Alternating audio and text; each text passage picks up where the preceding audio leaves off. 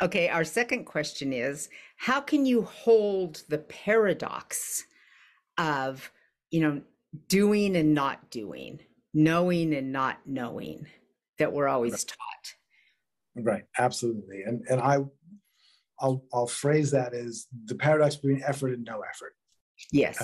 because there are many schools, many spiritual orientations which talk about no effort.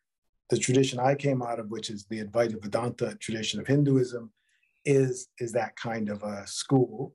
And what they say is liberation is your nature. The true self is who you always already are. The only thing that's in the way is the effort you're making to get there. Because the effort you're making to get there is the only thing that essentially you keep convincing yourself that you're not there by making effort to get there. So the only way to realize the truth of who you already are is to stop trying to be anything Mhm. and Which just is relax. true, but Yeah, right. It's totally true. And, you know, uh, you can take that, and that can easily become a justification for just about anything being called the truth of who I am. Uh, and so there's that mantle of I am my true self already. There's something that there is attainment that needs to happen before it really becomes valuable to hold that truth, even if it is true, right? Even if it is ultimately true, which it is, there is still effort that needs to be made in order to be able to hold that in a way that's useful to you and the world. So the way that I think about effort versus no effort, the reason why I think the paradox exists in the first place is because of the fact that we are both a, a universal source always and an individual. You could debate which one is more real than the other, but I prefer to just say we're both. right. You know, they both exist and we are both of those. And when you're talking a no effort school, and this to me gets very interesting, a no effort school is speaking directly to the source. It's saying you don't need to do anything to be the source because you are the source. And as long as the goal of the school is just to recognize who you are, that's all you need. You recognize who you are, and nothing else really matters. Off you Now, go. exactly, it does literally. It's over. Yeah. But if to the extent that the school that you're in or your own spiritual goals have to do with living as an individual in the world, have to do with some kind of an incarnation of the truth of who you are, then that messy bag of identity that is the individual might have work to do in order to be able to hold the higher truth of who they are. And so when schools that are talking about effort tend to be speaking to the individual, saying, you need to make effort. You need to clean this up. You need to be able to focus your attention. You need to be able to blah, whatever it is. So I think the paradox of effort and no effort is a direct result of the fact of the kind of nature of the fact that we are one and only one. We are the one without a second. That always is, and there's no effort required. And we are an individual in this lifetime. I am Jeff, walking around on the planet.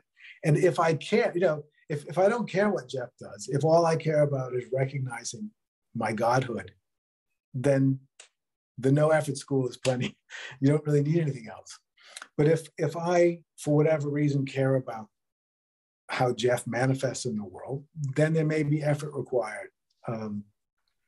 And it's very interesting because I just think in the end, what it means to be free has to do with no longer caring whether you need to make effort or don't make effort. Right.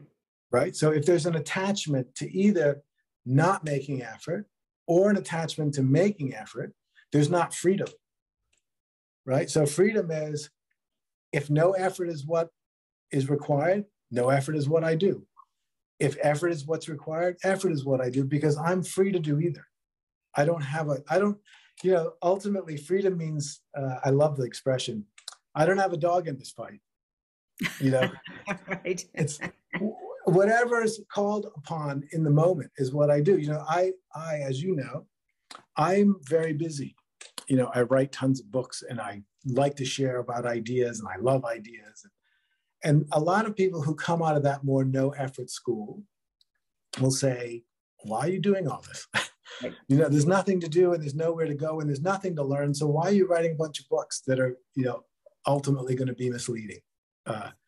And it's a good question.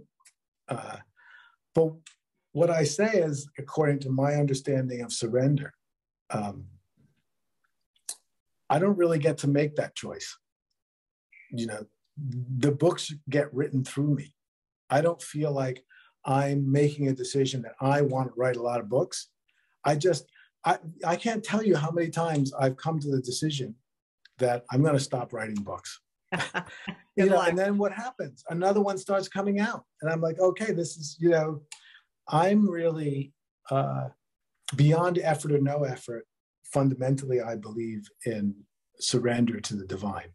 And so how she wants to manifest is how I'll manifest.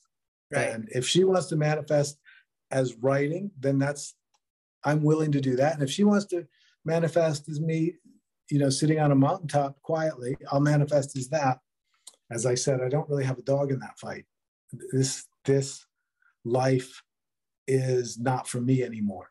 It's for that divine manifestation. That's like me. I'm constantly going, I've had it, I'm done, I'm not leading any more dances. And then boom, off I go. Yeah, exactly. And you kind of can't help it. No. It just happens. Well, yeah. It's not like it's not a rocky road, right? Oh, well, that's why we all periodically want to quit. Exactly. Periodically, like daily.